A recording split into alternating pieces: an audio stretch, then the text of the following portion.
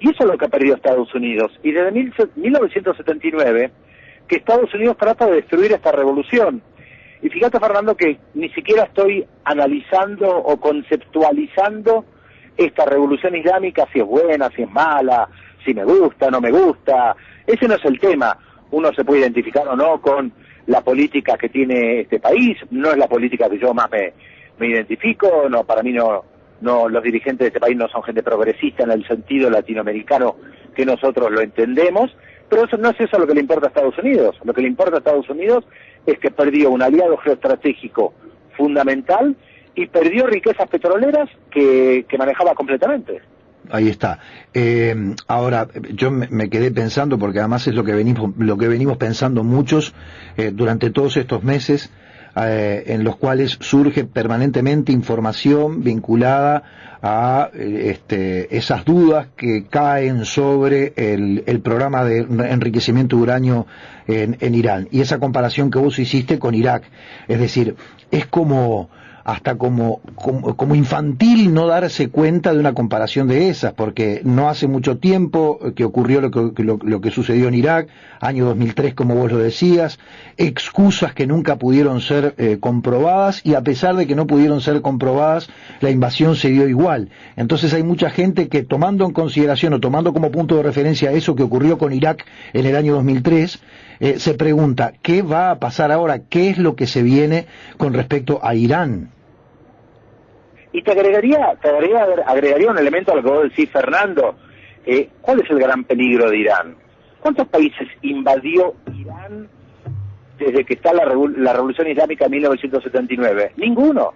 Repelió una agresión de Irak en 1980, y en ese momento Saddam Hussein fue útil a los norteamericanos y a los europeos, y lanza la guerra en contra de Irán con dinero de la monarquía saudita, por ejemplo, de la monarquía kuwaití y de las grandes potencias occidentales, porque el objetivo era destruir la revolución iraní. En ese momento todos olvidaron que Saddam Hussein era un sátrapa. Eso lo dijeron después, y vos decías excusas. No fueron excusas, Fernando, fueron mentiras.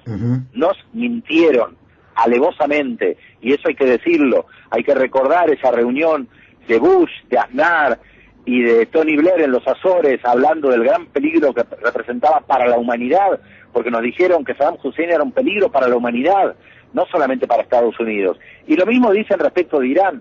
Irán no invadió ningún país, no lanzó ninguna guerra, no tiene tropas ni bases militares dispersas por todo el mundo, no tiene tropas ni bases en América Latina, en Europa, en China. ¿Cuál es el gran peligro de este país? Y no lo van a encontrar, porque si alguien analiza objetivamente lo que es el gobierno de este país, con el cual, te digo, uno puede tener muchísimas diferencias y muchísimas críticas en numerosos aspectos. Ahora, de ahí a plantear que representa una amenaza para la humanidad, porque pueden acceder a la tecnología nuclear. Si hay un país en la región que ya tiene armamento nuclear, es Israel. Si hay un país en la región que invadió otros países en numerosas oportunidades, es Israel. Y hay otros países en el mundo que tienen tecnología nuclear y bombas atómicas, como son la India, como son Pakistán o Estados Unidos, que además uno habría que preguntarse qué autoridad moral tiene el único país que lanzó bombas atómicas sobre otro país, sobre Japón, que no era necesario, ni desde el punto de vista militar, ni que hablar del costo en vidas humanas.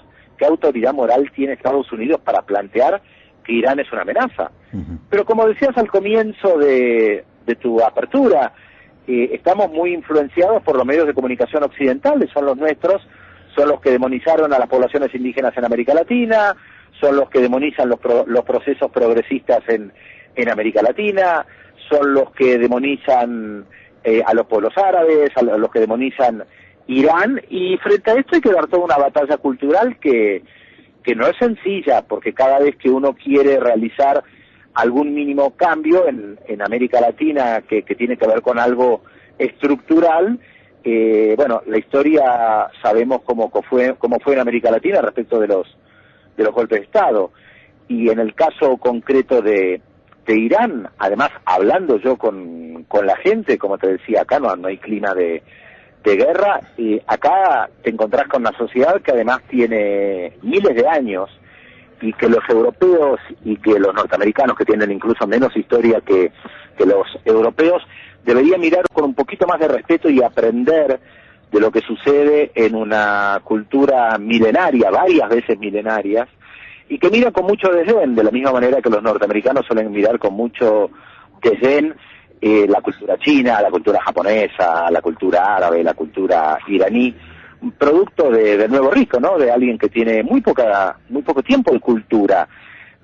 Recordemos que Estados Unidos es un país muy joven y que si bien llegaron muchos de los inmigrantes del Reino Unido, de todas maneras acá vos te encontrás con que das varios pasos en Teherán y te encontrás con mezquitas o construcciones que tienen 500 años, o vas a Persépolis y decís, a la flauta, esto tiene 2500 años, estos palacios, esta cultura, esta historia, este vínculo con Roma, con la cultura griega, con todo aquello que uno estudia en el colegio, que está acá, y a pocos kilómetros de Teherán, no demasiados, en el sur de Irak vos tenés el cruce del Tigris y el Éufrates, y otra vez, Fernando, ¿quién no estudió en el colegio primario, en Uruguay o en la Argentina, sobre la cuna de la civilización, el Tigris y el Éufrates hace 6.000 años? Yo tuve la oportunidad de estar en Irak en el 99 y fui también a la confluencia del Tigris y el Éufrates, y te aseguro que se te cae todo, porque vos decís, qué cosa, esto tiene 6.000 años, y la cultura y la antigua Babilonia. Entonces hay que mirar con un poquito más de respeto a esta gente que heredó gran parte de esa historia, por supuesto con todos los cambios, con la influencia occidental. Acá la mayoría de la gente se viste como se viste en Montevideo, y muchos iraníes podrían pasar por uruguayos, por argentinos, porque usan las mismas zapatillas que usamos nosotros, usan el mismo jean que usamos nosotros, usan la misma camperita que usamos nosotros, van con el mismo teléfono celular que usamos nosotros, con el mismo iPod y escuchando, te diré, en gran medida la misma música. Ahí está. Pero siguen teniendo toda una cultura milenaria que hay que mirar con un poquito más de respeto. Pedro, brevemente y para terminar, ¿cómo se embarca? Porque es muy fuerte el planteo que estás haciendo, muchos coincidimos con este enfoque, pero la pregunta que queda ahora es entonces, ¿cómo se embarca Naciones Unidas detrás de esta andanada de inventos? Mira, Naciones Unidas en estos últimos años, y especialmente en todo lo que tiene que ver con el mundo árabe, está respondiendo muy fuertemente a Estados Unidos, eso está claro. Si bien es cierto que hay que recordar que Estados Unidos invadió Irak sin el consentimiento del Consejo de Seguridad, hay que recordar aquella frase de Madeleine Albright, que fue secretario de Estado de Bill Clinton, que decía: Estados Unidos actúa multilateralmente cuando puede, esto es cuando consigue el apoyo del Consejo de Seguridad, y unilateralmente cuando debe, esto es cuando nosotros creemos necesario. Y está claro que Israel es el principal aliado que tiene Estados Unidos en la región. Los israelíes tienen otra lógica, sería tal vez motivo de análisis para otra conversación. Creo que los israelíes no responden directamente a lo que plantean en Estados Unidos y son capaces de lanzar una guerra solos en contra de Irán, porque consideran que Irán es una amenaza concreta para ellos. Pero creo que acá puede haber una gran caja de Pandora. Esto no es Irak, ¿eh? Yo estuve en Irak antes de la invasión estadounidense. Irak era un país destruido, donde nada funcionaba, donde había cortes de luz y de agua permanentemente. Yo justamente publiqué una nota en Telam, en la agencia de noticias del Estado de Argentina, la pueden encontrar en internet, en telam.com.ar, comparando cómo era el clima en Bagdad antes de la invasión con el clima en Teherán. Este es un país altamente desarrollado, y si las bases norteamericanas en Kuwait, Qatar y Bahrein, con miles de soldados, están muy cerca, a menos de 200 kilómetros de la costa iraní, la costa iraní también está a menos de 200 kilómetros de las bases militares norteamericanas, y este país tiene tecnología militar. No sé cuánto, te decía Fernando, yo no soy un experto militar, pero un país que tiene la capacidad de bajar sin dañar a un avión espía norteamericano, es un país para tomarlo en serio. Bien. Pedro, te despedimos por acá, pero por supuesto queremos ser muy respetuosos de tu agenda, muy respetuosos de tus tiempos.